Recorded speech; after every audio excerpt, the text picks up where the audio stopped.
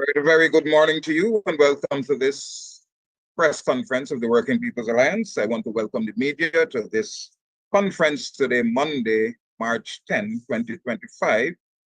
At our conference today, we have co-leaders, Dr. David Hines, co-leader Dr. Brother Rohit Kanai, and co-leader Brother Takuma Ugunsei. I am chairman of the Working People's Alliance, Dion Abrams, and I'm moderating today's press conference. To begin our conference, we have the press release by the WPA read by Dr. David Hines. And subsequent to that, we'll have comments by Brother Rohit Kanai and then Brother Takuma Ogunsei. Welcome to the people who are online tuning into this conference. I hope that you're getting us clearly. I have been receiving complaints from people in Sophia and other areas that they're somehow not getting the signal very clearly. And I suspect that some mischief is afoot. Dr. David Hines, it's over to you. Today's press release.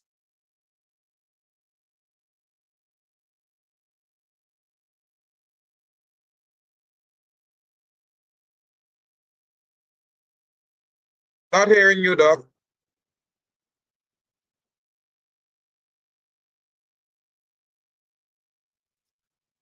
Yes, good. Thank you very much, Brother Dion, and good morning to members of the media who are here and the others who are following us online, and good morning to the general public. WPA gives the government a failing grade on management of the economy. As Guyana prepares for another election scheduled for later this year, WPA has begun an evaluation of the performance of the current government. Such an evaluation must be carried out against the backdrop of the country's transition to a petro state. Nobody can seriously doubt that the revenues earned from oil and gas have changed Guyana's economic profile. The rapid rise in GDP should not be wished away. WPA also contends that despite the flaws of the original contract with Exxon, the country has earned enough revenue since forced oil to begin the process of socio-economic transformation. Unfortunately, this has not been the case. While the government has spent lavishly on infrastructure and has boasted loosely about development, there has not been much qualitative change in the collective material circumstances of most of the population. Poverty still haunts the lives of almost half of the population. The secondary school dropout rate still hovers around 50%. Wages in the public sector are still depressed. The relatively high cost of living has not been arrested by the government. The long-standing electricity problem has gotten worse by the day. The sugar industry continues to be a heavy burden on the government. These are only a few of the woes. It is against this background that WPA gives the government a failing grade in its management of the political economy. While WPA admits that it is too early to make a definitive assessment, there is enough evidence to suggest that the government is underperforming in this regard. Not a day passes without reports of one scandal or another in the economic sector.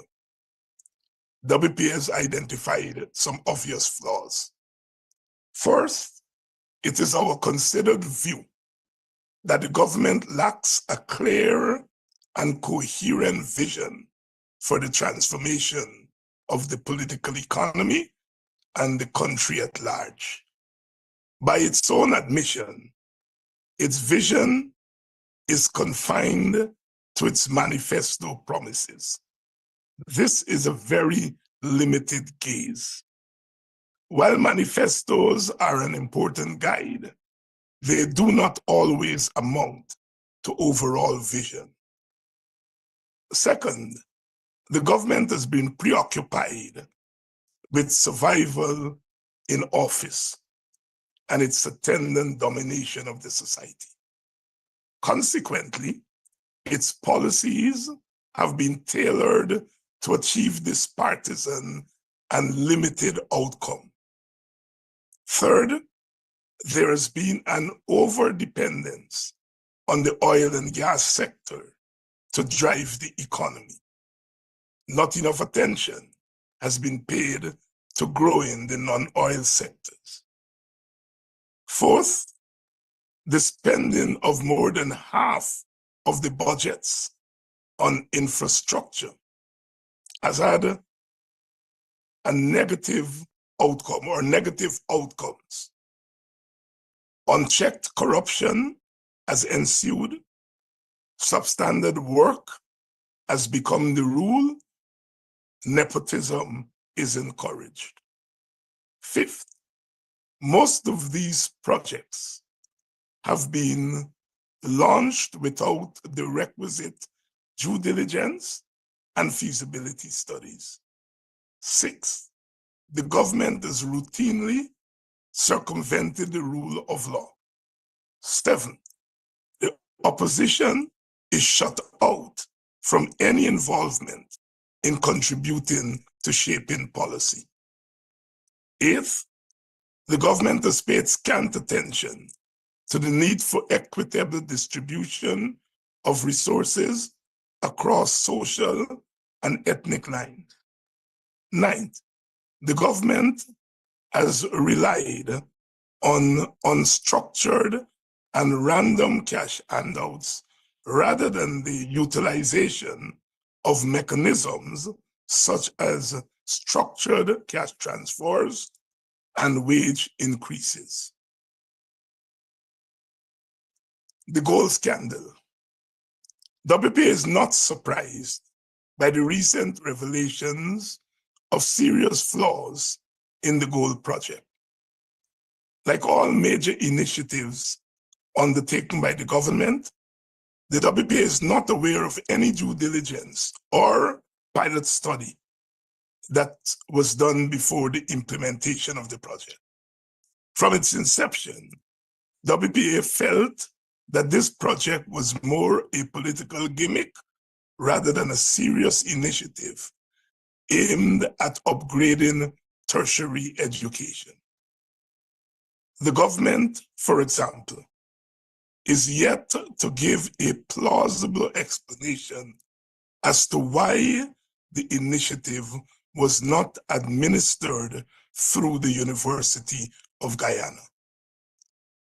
The revelation or lack thereof of the relationship with Staffordshire University is nothing short of scandalous.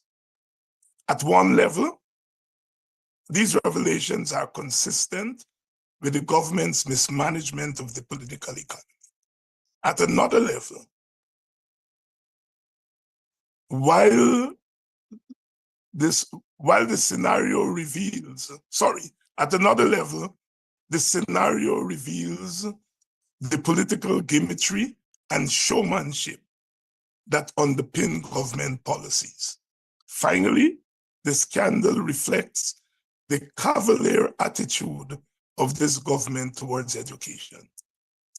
WPA therefore adds its voice to the calls for an audit of the program. We would not be surprised if more scandals of this nature were uncovered. But we wish to go one step further by calling for a rethinking of the project in its present form, to bring it in line with best practices in the delivery of virtual tertiary education. Thank you. Thank you, Dr. Hines, for your reading of the press release. I will now ask Brother Rohit Kanai, co-leader of the Working People's Alliance, to make his comments on the release. Brother Kanai. Thank you, Brother Chairman. Good morning, everyone. As our press release clearly states, Guyana is suffering from a national malaise.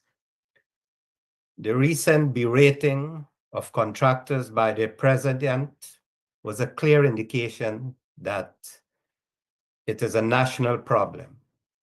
The slipshod manner in which infrastructure development is done is proving to be costly. There is no quality control and accounting oversight to ensure projects are completed properly and on time. The shutout of the opposition has given the government the excuse to use Parliament to override any oversight of the nation's resources, thereby turning it into party resources. That, in a nutshell, is the reason why we have a national malaise, and it is time this government needs to be brought to account for all the issues that our press release mentions. Thank you. Thank you, Brother Rohit Kanai, for your comments. Brother Takuma Ugunsei, co-leader of the WPA, you may make your comments.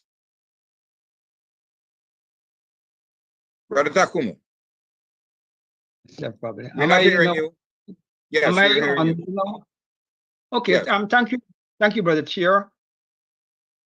The WPA is firm in its conviction that the government handling of the economy is far from what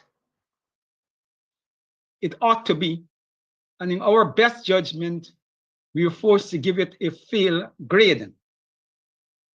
For the WPA, in the context of oil and in the context of our historical development in the country, we believe that there are some clear economic and social challenges which any oil-rich country has to take on board as an important commitment to nation building and economic advancement of the country and the economy. And we believe that unless the government commits to use of oil resources to correct historical injustices and inequalities among our people, then all talk about economic development in a real and profound way is a waste of time, because we believe that oil offers the country a chance to deal with the economic and social inequalities and disparities among our people, which in the main has been fashioned by the historical logic of slavery, indentureship, and colonialism. And we believe the test for economic performance of our economy is not simply a technical test, whether the economy is doing as technically expect to be done by economists, but we believe that the judgment has to be a socio-political judgment as to whether the management of the economy is correcting historical injustices. We can't have an oil-rich economy and the indigenous people and the Africans own less than 10% of the economy. And this brings me to the South African model. For many years, the IMF have been giving the South African government passing marks for its handling of the South African economy. which they argue was put on good economic foundation, and South Africa economy was one of the strongest economy, if not the strongest in Africa. But at the same time, the majority of South Africans, and particularly the Black South Africans, okay, were living in poverty and apartheid. So you could have technically a management of the economy that fits closely with some of the established norms of international agencies, but at the same time, it fails to deliver to the majority of its people. And we will insist that despite what other agencies may say about Guyanese economy, the final judgment lies with Guyanese people. And as part of the Guyanese people, we believe we are correct in our analysis that the government ought not to be given a pass mark, but instead should be given a failing mark, which we have given to them. There is two more issues I want to raise. They're not written in the press release, but I want to use the opportunity to remind the nation and the government in particular that this cash grant process began in December last year, and we are 4 months into the delivery process. And while from all observations, it seems like it is easier for persons to get their cash grants checks, there is still a large number of persons who are not necessarily sit-ins, but who are very able-bodied persons. When they turn up for the checks, they're still not receiving the checks.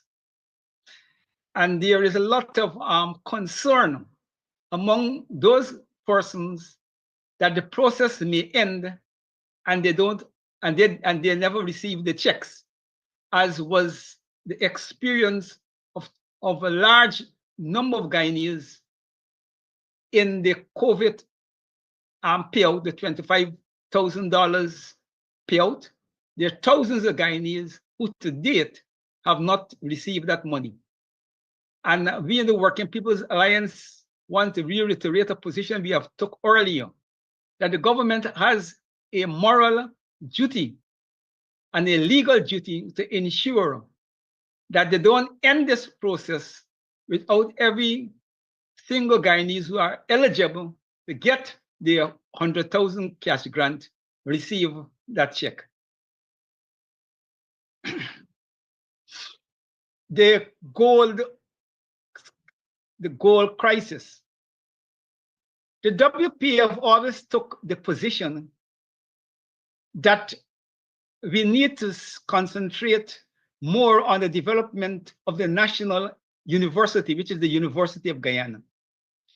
And it is scandalous that the government have neglected the university and spent almost the same amount of money it is spending on the university in the gold project.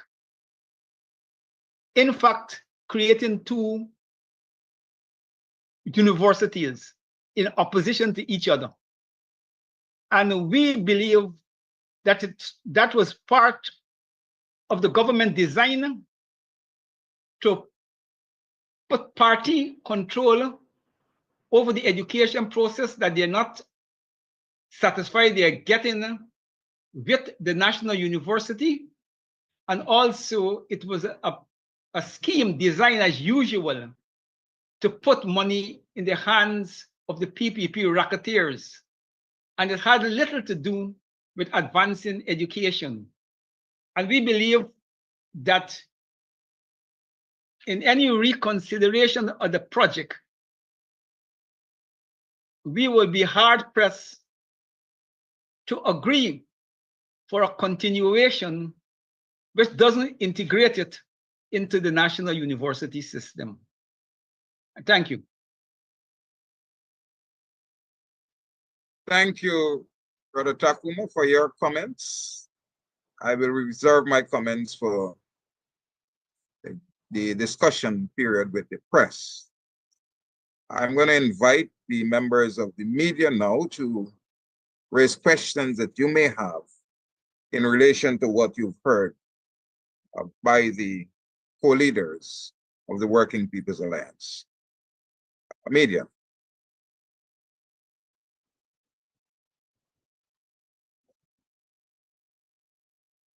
But Lana Marshall from News Source.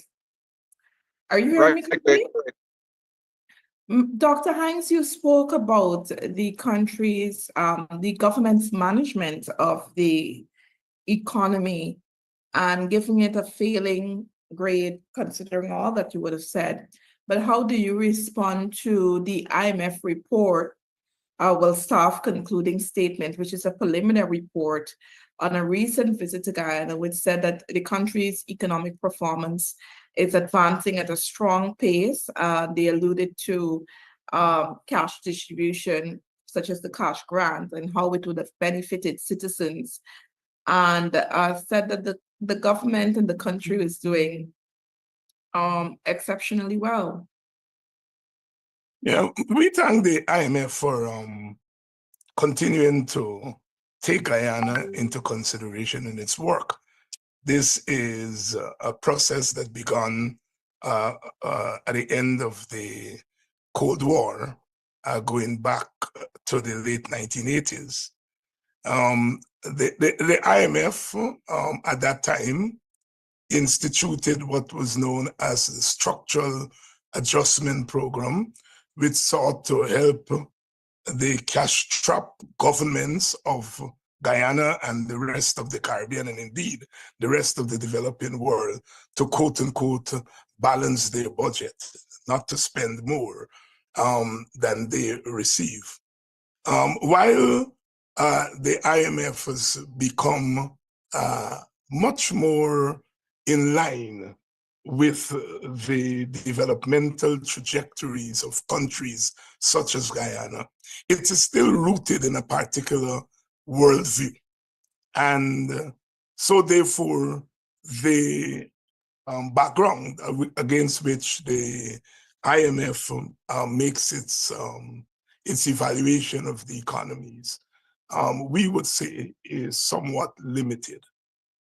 As Brother Ogunse has pointed out, we are not just looking at growth, but we are looking at development.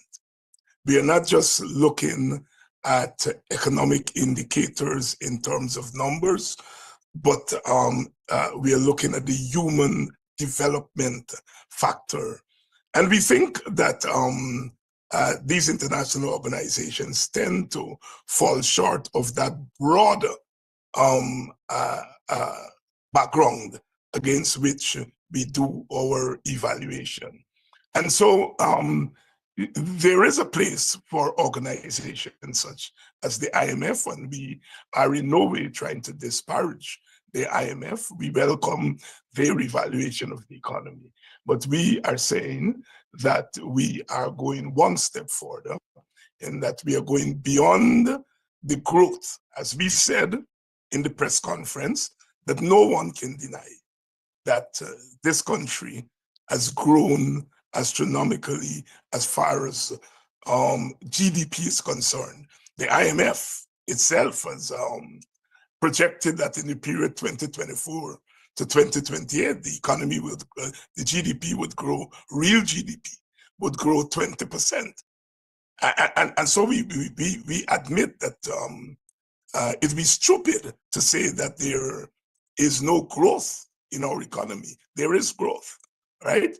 It will also be stupid to say that, because of the flawed contract, enough money is not coming into Guyana. So we acknowledge that things have changed in Guyana as far as the economy is concerned.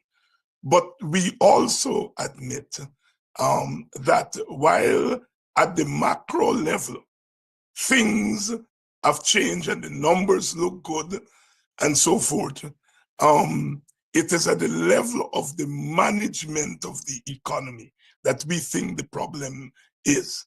And we don't believe that the IMF has taken on board at a deep level the mismanagement of the economy. You know, the old adage that there can be growth without development. And we think Guyana is going through that phase of growth without development.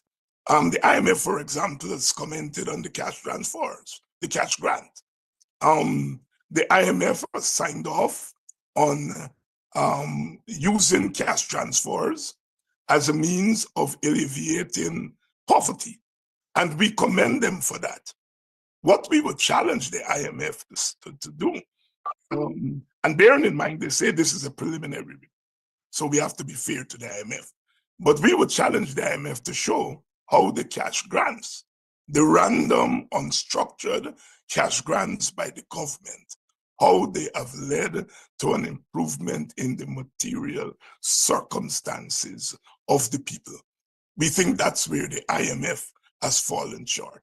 Because the IMF, as I said, I want to repeat, that the IMF has recommended cash transfers as a form of poverty alleviation. We in the WP have embraced that. But we are saying that the cash handouts by the government, they're random, they're not linked to development of the people and development of the economy. They're not linked to the alleviation of poverty. And so therefore the desired outcomes that the IMF would want and that we would want are not there. And so again, I repeat, we welcome the IMF report, but we feel that it has fallen short in terms of a real focus on the human development and the development of the material circumstances of the people in the country. Are you satisfied, Ms. Marshall? Yes, thank you. With respect to goal, Mr. Gunse, you spoke about that. Are you saying that due to the scandal involving the single university that the government should, in a sense, terminate that program and focus more on redirect all of the resources that were allocated for goal to the University of Guyana? Could you just provide some clarity on what exactly you're calling for? Well, the WPS statement called for a review of the project, and we are committed to that. But we will hope that a review of the project would eventually place the project under or integrate it with the University of Guyana, so that it becomes, part and parcel of that institution. We are not buying into the government's attempt to have two parallel universities, one that they control based upon party and partisan oversight, and a process that have led to frustrations among the hundreds of persons who have signed on to the project, just to be told that they're in a bogus scheme. We think it's a great disservice to the youths of the country, because most of those persons will be young people, and it ought not to happen in the first place. And we believe a rethink of the project is necessary, and we're calling for that. And we will argue that if the project is to survive, if the project is to continue, it should continue as part of the program of the University of Guyana. And if I may add, Svetlana, yes, the Staffordshire University's revelation is one, but one instance And that is why we're calling for an audit to find out whether there are other instances similar to the one encountered at Staffordshire University, or whether there are other problems with the project. Look, we welcome any initiative that is going to help our young people upgrade their skills, their skill set, their knowledge base. And so, in principle, nothing is wrong with a scholarship program. But as we said with this government, it is not so much the projects that they advance, it is the objective of the project they advance, as Brother Ogunse said, and how they manage these projects.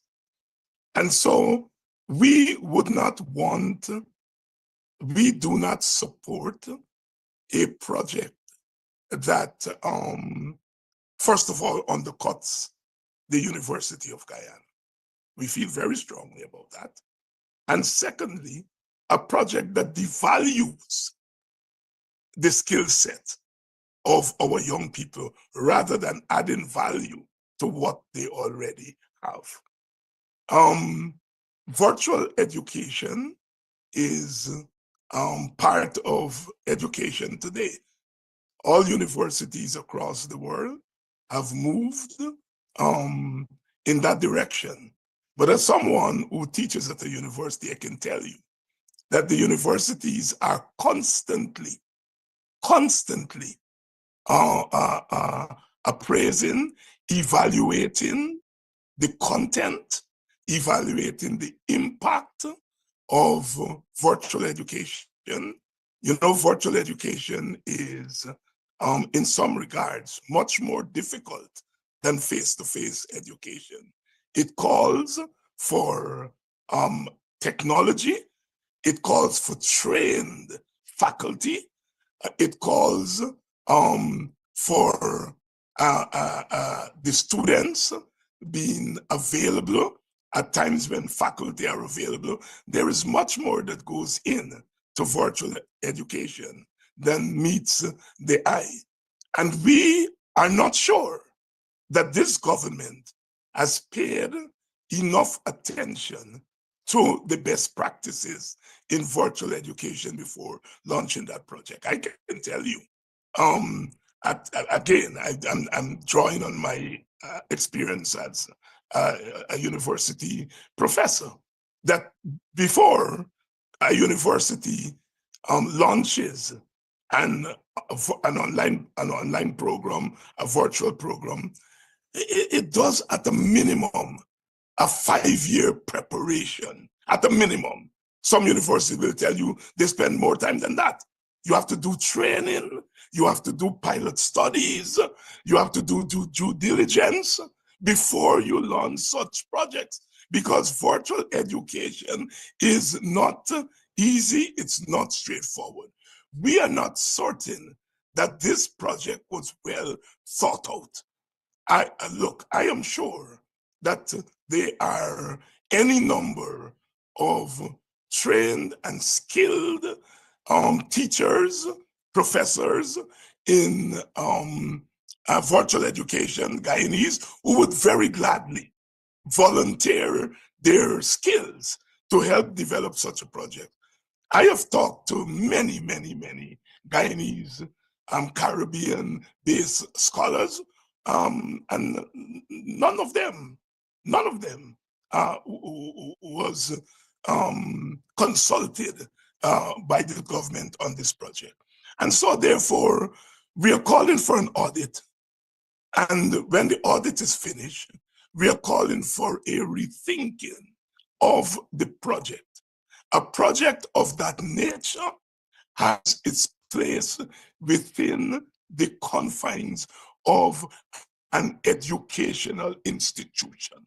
Anything short of that, you're talking about getting into schemes, getting into the degree mill, as we have seen here. Staffordshire is saying they are not aware the government is giving us some half-baked explanation. Long story short, they've cut off Staffordshire. How many more Staffordshires are there? All right? These, we have had the experience in Europe, in the United States, of these fly-by-night university or degree mills, as we call them, coming up and not delivering a quality education to people. And people spend their money. In this case, it's government is spending the money. At the end of the day, the students are given certificates which do not help them in any way because they're not accepted by a lot of agencies across the world. But before Guyana Chronicle comes in, Dr. Hines, I want to support what you said there last. I myself, in searching for universities, came up with some names that are popular on the internet. And I signed up for a few, but when I looked at what was being delivered, a lot of it was just mechanical, as though you send something and a machine sends back information to you and so on. There is no contact with a person face-to-face or in a classroom, nothing like that. So for the first week, I know that this, then I checked the background for these colleges and you check for their accreditation and they are not accredited by any, real accrediting agency. So people are being duped into signing up for these things. And it's the same thing that has happened here because the students from their revelations online, some of them are saying that when they got into the classroom, they're being spoken to by people from India whose accent they don't understand. Many of them are revealing that when they present the certificates to agencies in the University of Guyana, they are not being accepted. And, they've spent a whole year and more pursuing these things and to no avail. It has no use for them. It's a waste of time. It's a waste of effort. It's a waste of energy and everything. But it's a real concern because education in general is at its lowest in this country. Look at the training college. We've had reports and allegations of all of the students being graduated.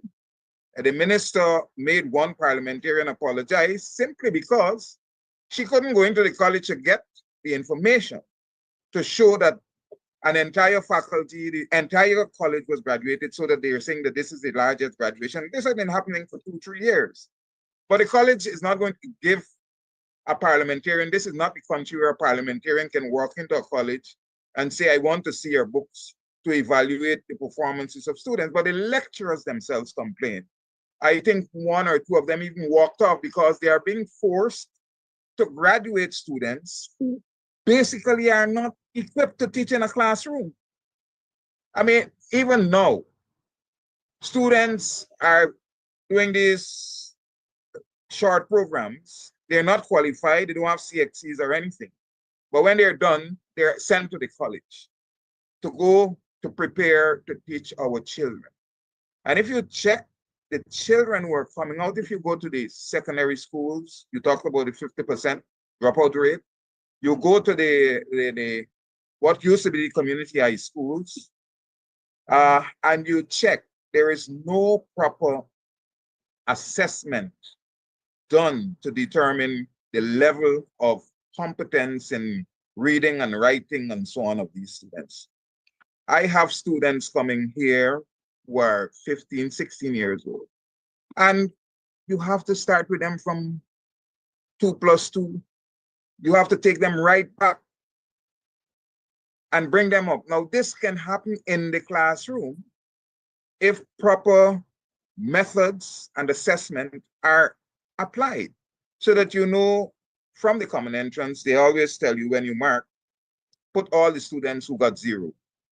They want a record of them. But what do they do with that record, with that information? They send them to a community high school, and that is where they're left. No further check or system is put in place to deal with these students who need that kind of remediation.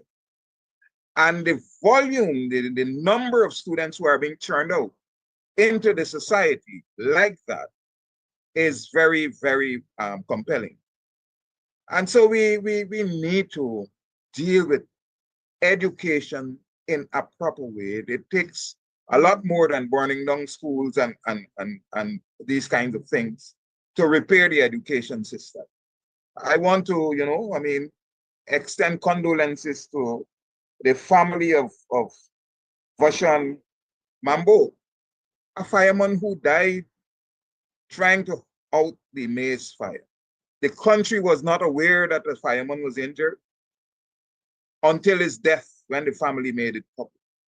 I mean, the mother of that child was a student of mine, so I feel, you know, the hurt for our only child. You know, and so this thing is it's an infestation, and it needs to be rooted out. It needs to be tackled. Education is in a crisis, and that crisis needs to be fixed. Yes, Mr. Chronicle, Guyana Chronicle. No, it's Anassa Williams. Yes, Chronicle had the hand up before. Oh, okay, sorry. I didn't see that. Go ahead.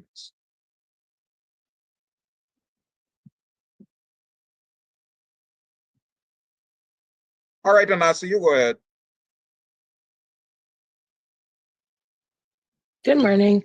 I know my colleague Swatana asked about the IMF, but Dr. Hines, my question specifically is, with projected drop in oil prices for this year and going forward, the IMF has praised the government's a decision made by the government early last year to raise the ceiling, the withdrawal ceiling for the Natural Resource Fund. And we see this year up to around, I believe it's 98% of the fund is going to be withdrawn to fund the national budget and other things. Is the WPA comfortable that with this projection, this is the behavior of the government in relation to these oil funds? No, we are not comfortable. It's basic housekeeping, basic economics that says that you must be careful about how you spend, especially when you're dealing with a project that, with a product that is subject to movements in the world beyond your control. What happens to the price of oil is not determined by our country. It's determined by forces outside and more powerful than our country. Now, a couple of years ago, because of the war in Ukraine, we got more income from oil and gas than we projected. So we locked out, L-U-K-E-D, we locked out in that regard. Any sensible planner and management of the economy would make allowances for the opposite of that. When the prices drop and we don't have the kind of revenue that is coming in. And here is where we think our government has been extremely cavalier. No, we are a small country. We are a country that came out of colonialism with tremendous economic defects, social defects that need to be spent. So, you know, the typical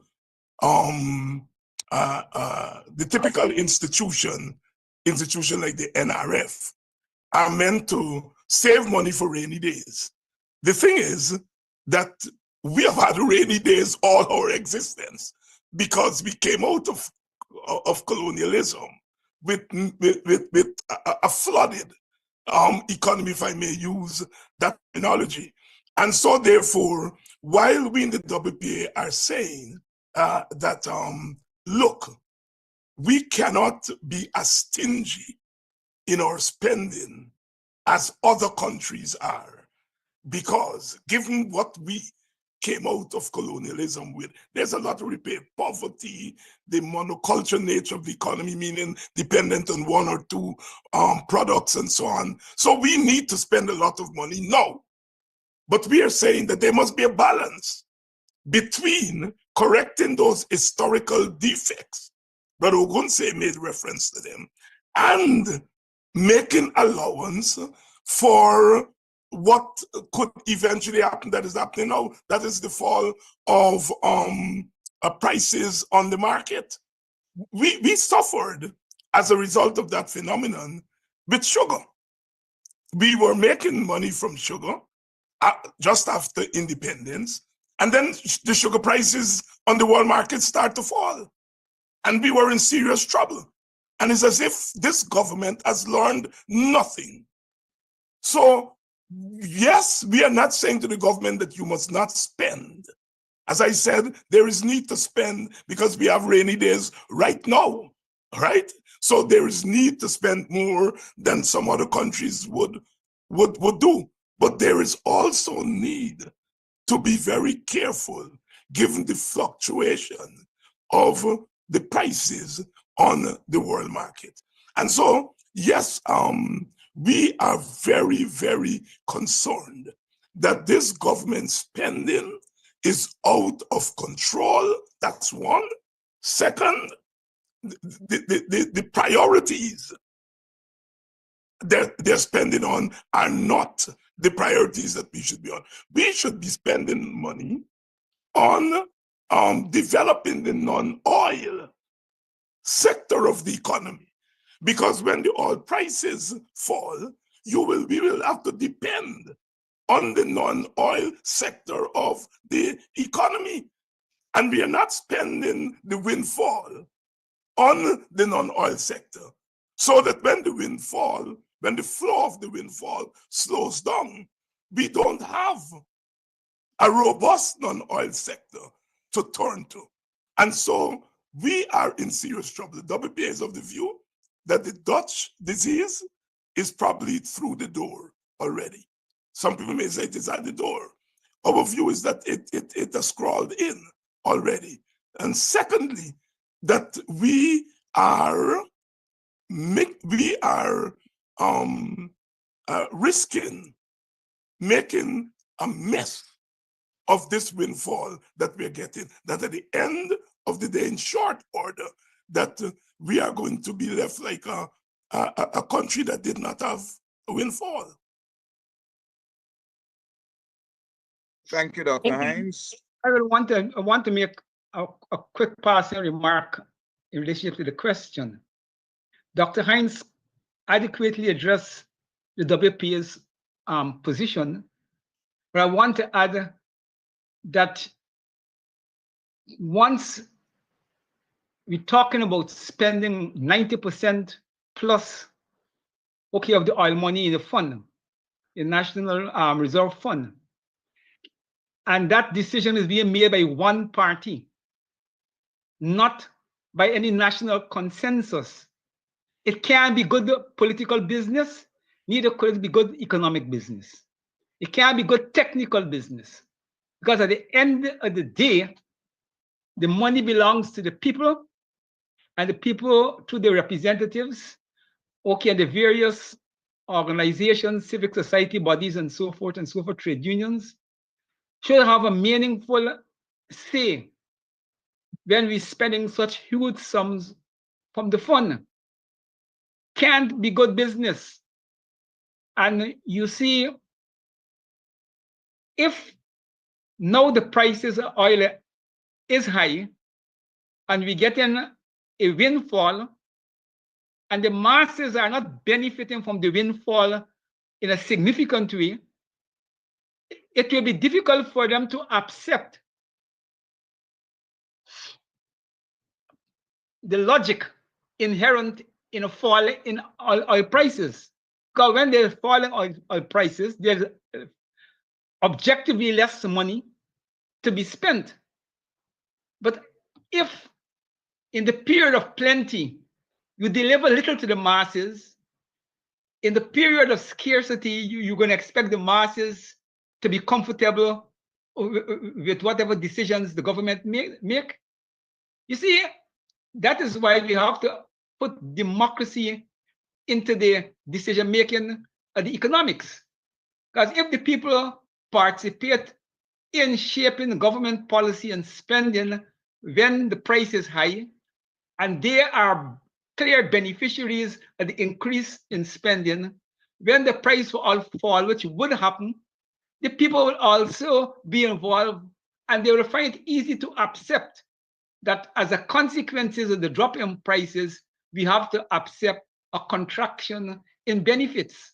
But we're not creating the basis for that kind of balanced, objective reasoning in the country. And we're creating a situation which at both ends of the scale, we will have tremendous negatives. We have a negative now with plenty, and when we enter the period of shortages, we're going to also have more negatives. Yeah, and just to reiterate what Brother Ogunse just said there, you have to be nimble. The government has to be nimble on its feet. And if the forecast is saying that the prices of oil, the price of oil on the world market is going to be lower, adjust. And that this is where the larger vision comes in. Because if you have a larger vision, then you give yourself wiggle room. The larger vision as your long-term objectives, but you also have to build into that your short and medium term perspective, which is going to make allowance for these unexpected developments that you don't have control over.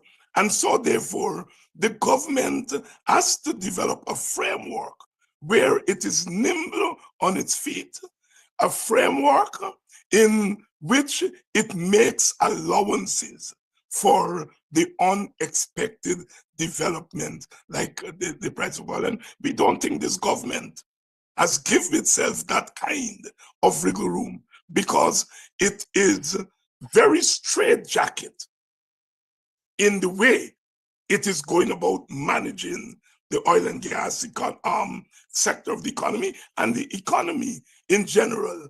That is, we're going to spend all of the money.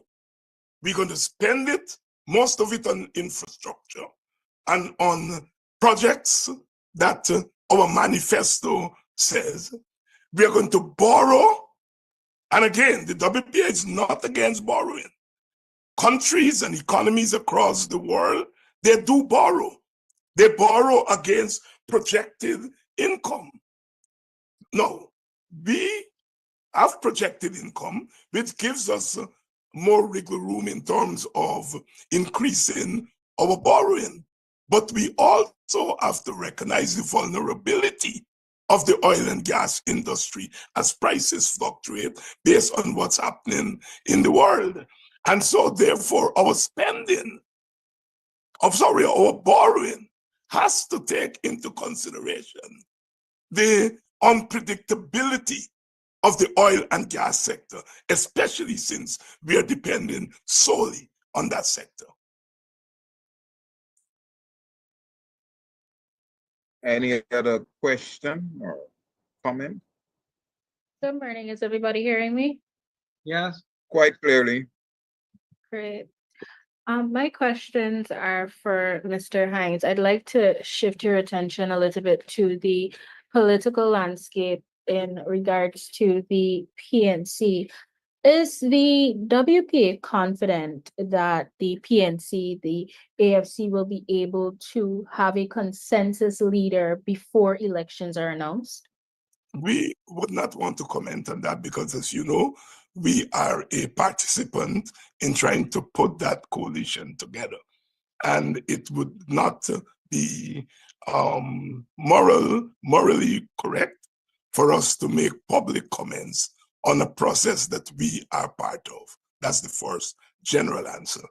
The second answer is that the WP and the PNC are in separate talks from the PNC and the AFC. We are not apprised as to what is going on with the PNC AFC talks, and so we are in no position to comment on that. So at two levels, we can comment. At the general level, that we are a participant in trying to build that coalition, and so therefore we can go around chatting about the coalition as though we were outside of the process.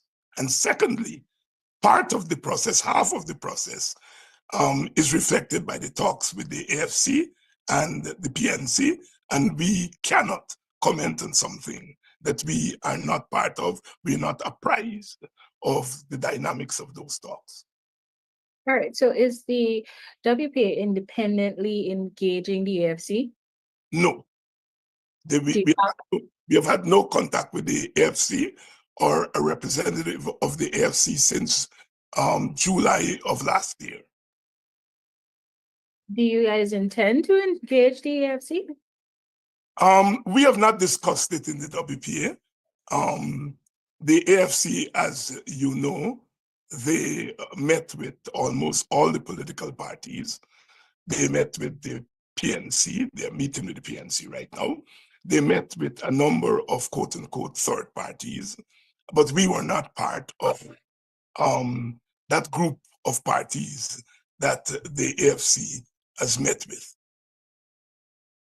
Just to shift your attention back to the PNCR a little bit, are you concerned about some stalwarts like Amna Ali leaving the PNC, especially since she has spoken out and she's expressed lack of confidence in Norton and the party itself?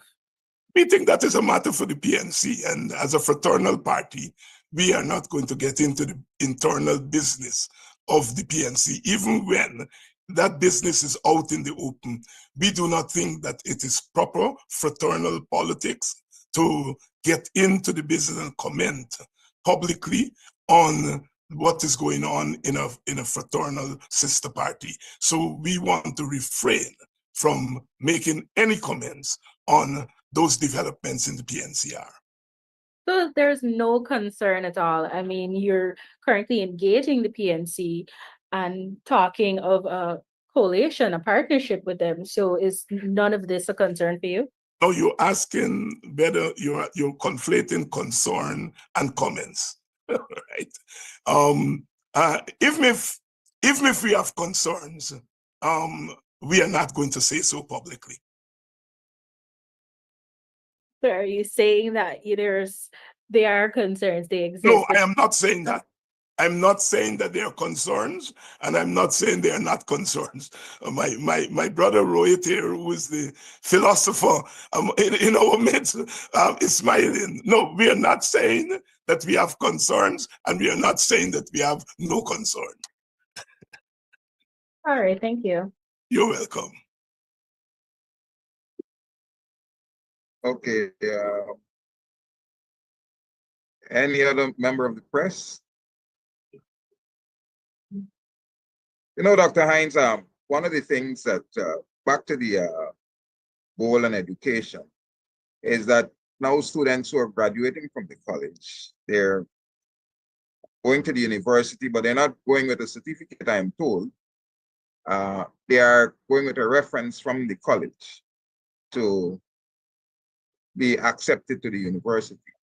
And I am also, I don't know, these are allegations that are being made, that the students who are being made to graduate, they're told that they're not going to get certificates upon graduation. So I don't know where they're going to be able to go subsequent to leaving the college, if they leave the country and so on, how they're going to be able to carry forward the supposed qualifications that they have.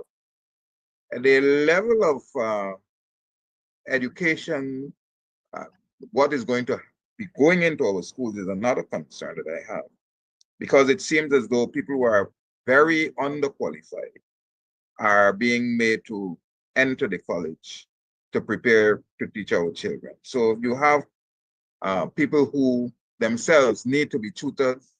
I know it's not something new, but before there used to be a kind of upgrade.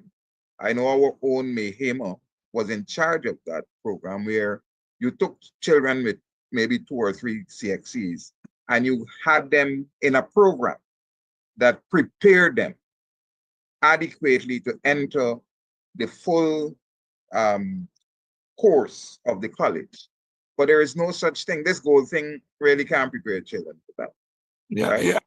And that is why the WPA has said, and we want to reiterate it here, that there needs to be a state of emergency in our education system. We have long said that from as far back as the 1990s. The only way we can arrest the malaise in our education is to systematically find out what is wrong. This problem is a systemic problem. And we need to find out what is wrong before we can correct it. Because we are getting all these complaints that you have mentioned there. We are speculating, and we are saying the way to stop speculating is to say, our education system is in trouble. We need to find out how extensive this trouble is, where the trouble is most pronounced, and then we need to develop from among our experts, and we have a lot of education experts, Guyanese education experts, where what the corrective measures can be. We cannot be delivering the same education that we delivered in the 1970s and 1980s in 2025. So we have to take that into consideration. Where education has gone globally, where the trends are, and we have to upgrade. So far as I know, we have not upgraded because we are constantly downgrading the education system. So the WPA reiterates its call for a state of emergency in education. We want to say in passing that there was a statement from a PPP member of parliament, Sanjeev Datadin, appearing on the Freddie Kissoon show, that referred to young people, supposedly African Guyanese young people, as fertile ground for political manipulation. And he said that this group is characterized by the fact that they don't want to go to school, that they don't want to get up in the morning and go to work. The members of the media can go on the Freddie Kissoon show of last Wednesday, and those comments are there. They don't want to go to school. They don't want to get up and work. And so therefore they're fertile ground for political manipulation. No, yes, there is the under-education of young people. But this government has been in power for in the last 92 plus 23 of the last 23 years. And they must take responsibility for the kind of young people that are coming out of the education system. The young people didn't make the education system. They didn't create the social environment in which they are forced to grow up. And so therefore, for a member of parliament to deride these young people rather than taking responsibility for where they are is scandalous. And more than that, a lot of these young people who are not lettered according to him, they're not stupid and they're not lazy, especially young women. Young women get up and do some jobs. They are security guards. They work as salespeople. Some of them are working in the sugar industry, cutting grass, cutting, thing.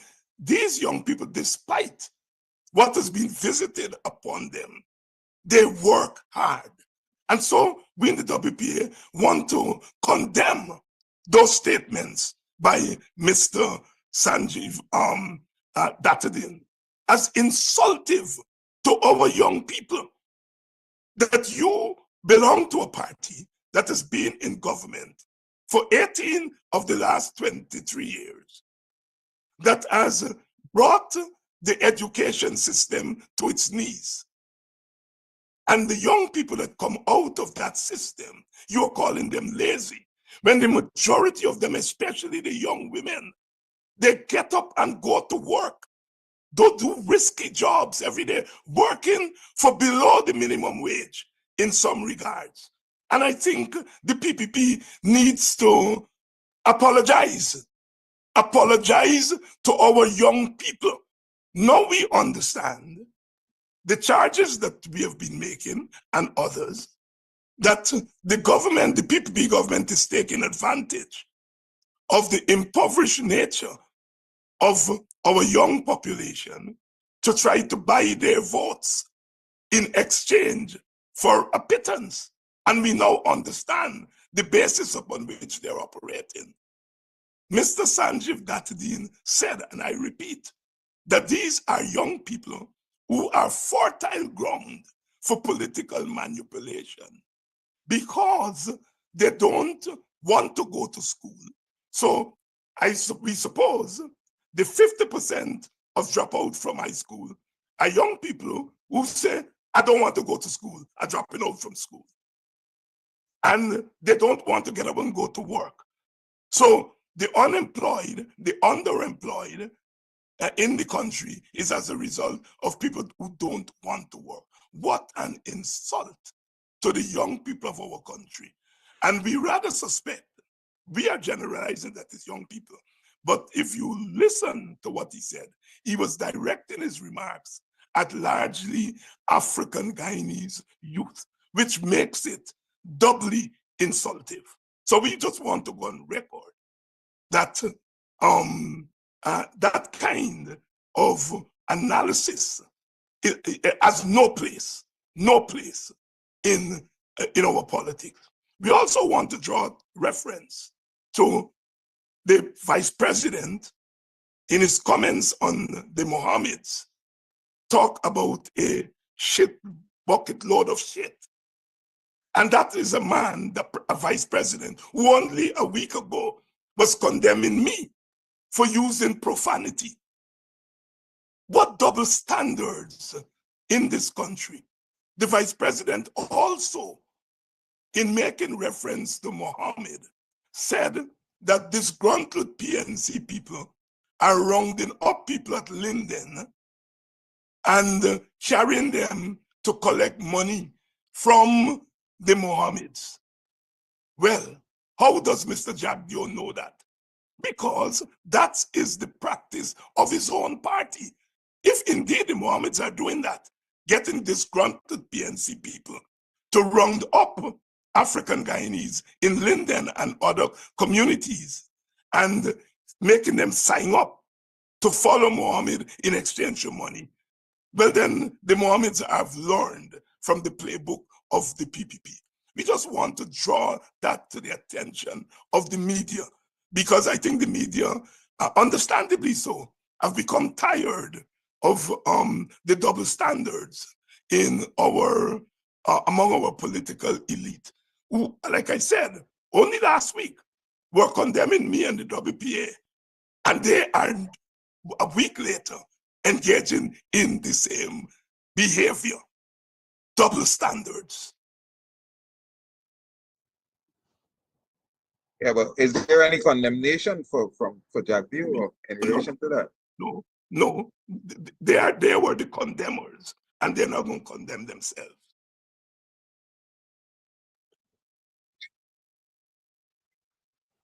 Any other question from the media? Any comments? We hope the Guyana Chronicle can give us some plug on that last story there, because the Guyana Chronicle was in the forefront of exposing, quote unquote, exposing David Hines' profanity and racism. Well, Chronicle, you have lots of profanity and racism there for about 5 stories for the next 5 days.